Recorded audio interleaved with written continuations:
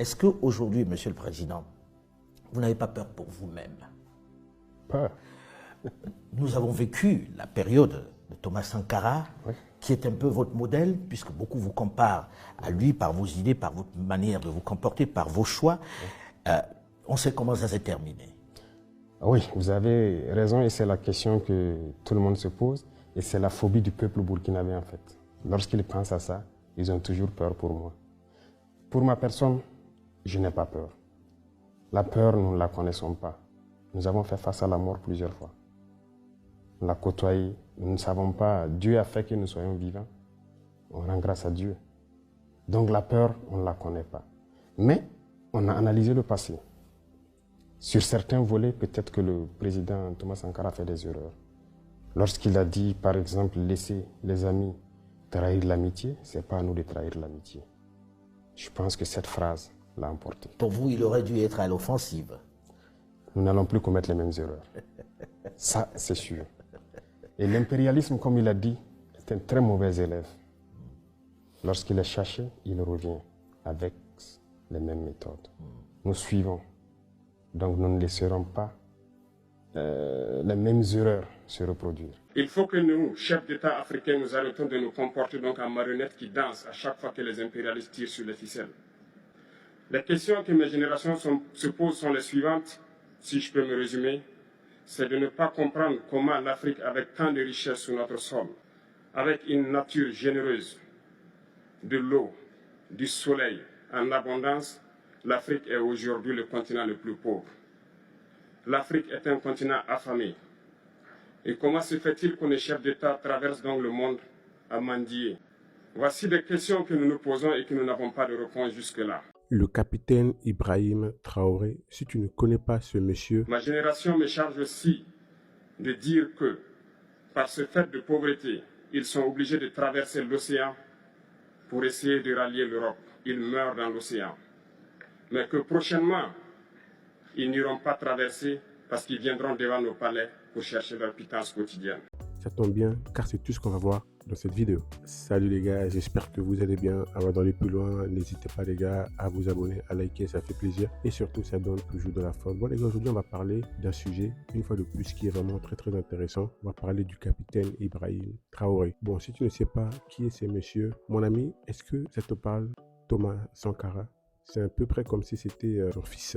Bref, en tout cas, le capitaine Ibrahim Traoré est arrivé au pouvoir suite à un coup d'État. Donc, c'était un ancien militaire. Donc là, aujourd'hui, il a pris le pouvoir justement au Burkina Faso il y a quelques années maintenant. Et depuis qu'il est arrivé, on voit beaucoup de changements. On voit qu'en tout cas, c'est un homme qui a l'amour du pays. Pourquoi un chef d'État va se mettre à vouloir que son peuple se réveille? Les autres ont tendance à ce que le peuple s'endorme pour qu'ils puissent continuer de faire ce qu'ils veulent. Nous, on veut que les peuples se réveillent pour que même après nous, que les gens ne laissent plus jamais des individus venir les mettre dans ces conditions-là. Donc, que ce soit au Niger, au Mali, ici, si vous remarquez dans notre communication, c'est toujours faire comprendre ce qui s'est passé avant. Et aujourd'hui, comment nous arrivons à casser les chaînes un peu de l'esclavage. Donc c'est ça. Il faut qu'on arrive à faire en sorte que tout le monde brise les chaînes de l'esclavage. Et c'est ça notre communication. Et c'est très important. Ça, c'est une vision. Là, on voit que c'est vraiment quelqu'un qui est impliqué dans le pouvoir. On voit que c'est quelqu'un vraiment, il a mis en place pas mal de choses. Notamment quand il est arrivé, il a réduit le salaire de pas mal de gens. Il a même réduit son salaire à lui. C'est vraiment des choses qu'on ne voit pas en Afrique. En règle générale, quand un président vient, il ramène toute sa famille, il fait profiter les gens qui sont autour de lui, il augmente ses revenus. Lui, c'est vraiment le contraire. Il met en place vraiment des actions qui vont vraiment au bénéfice de la population. Le Burkina Faso a décidé de faire bosser ses mendiants. Aujourd'hui, si vous êtes mendiant au Burkina Faso, les autorités viendront vous chercher pour aller vous faire bosser comme tout le monde. Ils ont décidé que tout le monde doit bosser et tout le monde doit participer au développement du pays. Ce groupe que vous voyez en train de travailler derrière, ce sont des mendiants que nous avons pris ce matin dans les différents carrefours de la ville. La mendicité est un phénomène bien visible dans nos rues, nos carrefours, nos ronds-points, nos marchés et nos lieux de culte. Est bien plus qu'un simple appel à l'aide. C'est une pratique qui touche profondément l'économie du pays. Franchement, il y a beaucoup de choses qui se font au Burkina Faso, le pays des hommes intègres. C'est officiel. Après plusieurs années d'évaluation et de réformes, le Burkina Faso quitte la liste grise du groupe d'action financière. L'annonce a été faite aujourd'hui même par le ministre en charge de l'économie. Une bonne nouvelle qui ouvre de nouvelles perspectives économiques pour le Burkina. C'est une information capitale pour le Burkina Faso. Le pays des hommes intègres sort officiellement de la liste grise du GAFI, le groupe d'action financière. Une information confirmée par le ministre en charge de l'économie et des finances, Dr Abaka Nakanabo. La plénière a eu lieu ce matin même et à l'issue de la plénière, le Burkina a été félicité pour l'engagement politique fort et bien sûr pour tout ce qui a été fait en termes d'action et la sortie du Burkina a été actée ce matin en ce qui concerne donc sa présence sur la liste grise du GAFI. En 2021, le Burkina Faso avait été placé sur la liste de surveillance du GAFI pour des insuffisances dans la lutte contre le blanchiment de capitaux et le financement du terrorisme. Depuis lors, le gouvernement burkinabé sous le leadership du capitaine Ibrahim Traoré a engagé des réformes profondes. Toutes les structures qui ont une implication dans cette lutte se sont mobilisées, se sont engagées sous la coordination de la CENTIF pour que nous puissions accomplir les différentes actions. C'est vraiment quelqu'un, par ses discours, il a vraiment choqué le monde, choqué beaucoup de dirigeants. Quand il est arrivé, il a demandé aux bases françaises qui étaient basées au Burkina Faso de partir. Quand il est arrivé, il a demandé à la population de faire un effort au niveau des finances pour eux-mêmes, qu'ils puissent, payer leurs armes. Bref, on voit qu'il a fait énormément de choses. Si tu ne connais pas ce monsieur, vraiment, quand on le voit, on se dit il y a un avenir pour l'Afrique. Le capitaine Ibrahim Traoré, il n'a même pas encore la quarantaine. Deuxièmement, ce qui concerne notre autodétermination à nous autosuffire sur le plan alimentaire, il y a beaucoup de choses qui sont développées dans nos régions. Par exemple, quand on prend des cultures comme le blé, d'ailleurs qu'on disait que ça ne peut pas se faire dans nos contrées, nous on le fait aujourd'hui à grande échelle. Au Mali, ils le font à grande échelle. Le Niger, ils sont en cours. Il y a beaucoup d'autres spéculations qu'on est en train d'expérimenter. Le message, c'est de faire comprendre à nos populations que nous n'avons pas besoin d'importer. On peut tout produire pour nous ici et même exporter. En tout cas, ces gens de profil montrent qu'il y a encore de l'espoir pour l'Afrique. Il ne faut pas baisser les bras. C'est vraiment quelqu'un, ce qu'il a fait dans le concret, quand il est arrivé au pouvoir, on voit qu'il a réduit vraiment le budget de toute l'administration, de tous les fonctionnements, toutes les dépenses inutiles. Il a tout supprimé. C'est quelqu'un, on voit qu'il est impliqué vraiment dans son pays. Vous avez vu actuellement là, le capitaine Ibrahim Traoré est en train de faire un travail vraiment gigantesque, colossal dans les rues de Ouagadougou. Il est en train de bitumer les rues de Ouagadougou. Donc, c'est étonnant, c'est normal. En 2025, les rues d'une capitale ne sont pas bitumées. Oui, parce que Ouagadougou était délaissé durant toutes ces années de gouvernance où les autorités passées n'ont rien foutu, en fait. Ils n'ont rien foutu. Voilà pourquoi le président Ibrahim Traoré est en train de rattraper tous ces retards. Franchement, ça fait plaisir de voir que on a encore ces gens de personnages qui aiment leur pays. Certes, il est arrivé par un coup d'État, mais quand on regarde le résultat aujourd'hui, on s'est dit que c'était vraiment pour de bonnes raisons. Dis-moi, toi, en commentaire, qu'est-ce que tu penses vraiment du capitaine Ibrahim Traoré? On se rappelle de son discours qui a marqué toute la planète, qu'il a fait à Moscou lors du sommet de Russie-Afrique. Pour ce qui concerne le Burkina Faso, aujourd'hui, nous sommes confrontés depuis plus de 8 ans à la forme de manifestation la plus barbare, la plus violente du néocolonialisme, de l'impérialisme. L'esclavage qu'on tend encore à nous imposer. Nos dévanciers nous ont bien appris une chose. L'esclave qui n'est pas capable d'assumer sa révolte ne mérite pas que l'on s'apitoie sur son sort. Nous ne nous apitoyons pas sur nos sorts, on ne demande pas que quelqu'un s'apitoie sur notre sort. Le peuple burkinabé a décidé de lutter contre l'île terroriste en mesure de relancer son développement. Dans cette lutte, des vaillants peuples, des vaillantes populations. C'est vraiment quelqu'un, si tu ne sais pas qui il est aujourd'hui, c'est un exemple à suivre pour tous les dirigeants africains. C'est encore possible de se dire qu'aujourd'hui, oui, il y a des hommes qui aiment réellement leur pays, il y a des hommes qui savent réellement le peuple, il y a des hommes qui sont là vraiment pour les intérêts du peuple. Et Ibrahim Traoré, il va justement dans ce sens. Récemment, il a annulé la venue du roi du squat qui pensait peut-être que oui, c'est un pays comme tous les autres pays d'Afrique où tu peux arriver à faire n'importe quoi. Non, il a dit non, dignité au peuple.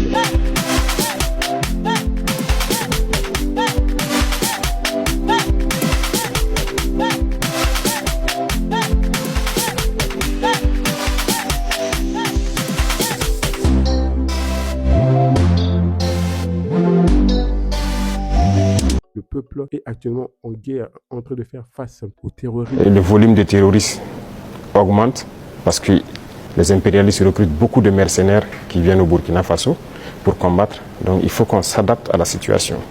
Et maintenant, nous avons notre troisième phase qui n'est plus d'acheter, mais de fabriquer nous-mêmes. Et nous sommes aussi là-dedans.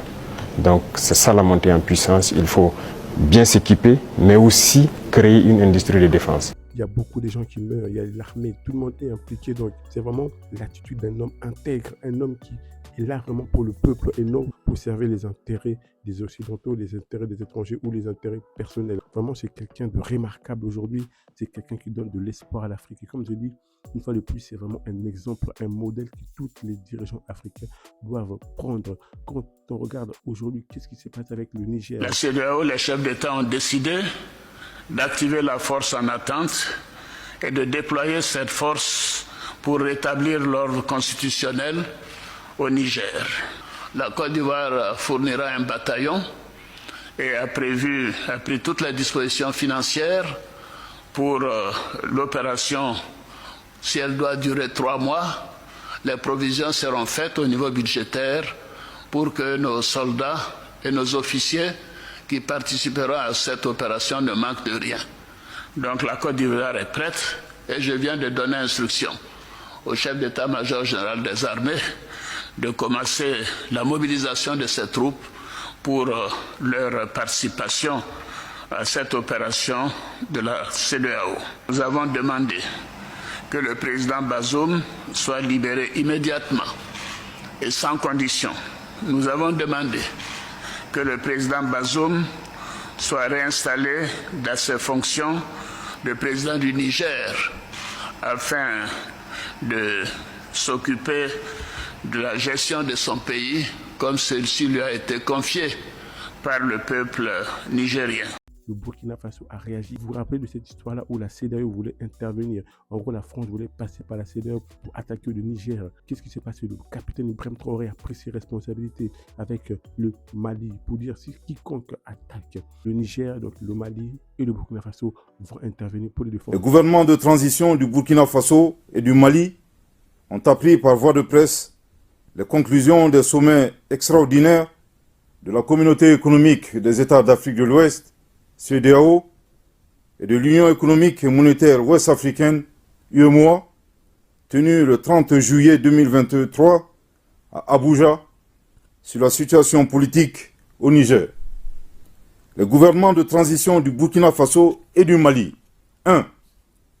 expriment leur solidarité fraternelle et celle des peuples burkinabés et maliens au peuple frère du Niger, qui a décidé en toute responsabilité de prendre son destin en main et d'assumer devant l'histoire la plénitude de sa souveraineté.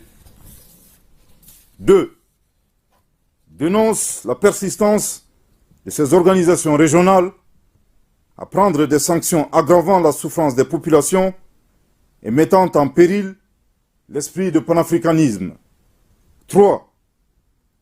Refuse d'appliquer ces sanctions illégales, illégitimes et inhumaines contre le peuple et les autorités nigériennes. 4. Avertissent que toute intervention militaire contre le Niger s'assimilerait à une déclaration de guerre contre le Burkina Faso et le Mali. Je répète. 4. Avertissent que toute intervention militaire contre le Niger s'assimilerait à une déclaration de guerre contre le Burkina Faso et le Mali. Ce qui est bien, c'est qu'il sait qu'il ne peut pas s'unir avec n'importe qui. Donc, il choisit vraiment ses frères d'armes, car c'est important aujourd'hui. Malheureusement, en Afrique, ce sont souvent les Africains eux-mêmes qui vont vendre leurs frères pour un bout de pain. En tout cas, jusqu'à présent, l'AES, cette union, on voit que ça fonctionne. On voit que il n'y a pas trop de dysfonctionnement. On voit qu'ils ont des projets vraiment communs. On voit que ça avance, ça fait plaisir. Cette alliance montre qu'en Afrique, on peut être partenaire, on peut s'allier et avancer et avoir des projets communs. C'est ce qui a fait qu'aujourd'hui, la CEDEAO n'a pas pu intervenir pour attaquer le Niger. Car le Niger aussi voulait avoir son indépendance, il voulait se libérer du joug, du colon. Mais certains pays d'Afrique, via la CEDEAO que les Occidentaux ont mis en place, ont voulu empêcher cela, mais grâce à l'intervention du capitaine Ibrahim Traoré et du Mali, ça n'a pas fonctionné. Bref, les gars, donnez-moi votre avis en commentaire. Qu'est-ce que vous pensez du capitaine Ibrahim Traoré? C'est vraiment un homme qui fait plaisir à voir, un homme intègre dans ses discours. Vous voyez, un homme simple, un homme qui n'est pas là à voyager n'importe comment, comme les autres présidents qui dépensent plusieurs milliers d'euros, voire millions pour se déplacer. Lui, il est toujours dans son pays. Quand il se déplace, c'est vraiment tout pour les vrais intérêts. Bref, c'est vraiment quelqu'un de remarquable, quelqu'un qui donne de l'espoir en Afrique. Ça montre que oui, c'est tout à fait possible. Et je ne suis pas étonné parce que ces gens de personnages, c'est souvent au Burkina Faso qu'on le voit, des hommes intègres, des hommes fidèles.